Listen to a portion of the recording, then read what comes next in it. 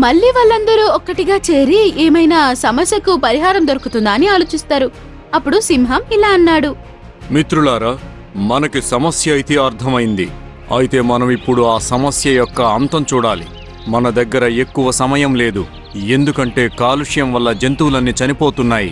ఇంకా మన దగ్గర ఎటువంటి ప్రత్యామ్నాయం లేదు మంచినీళ్లు తాగడానికి.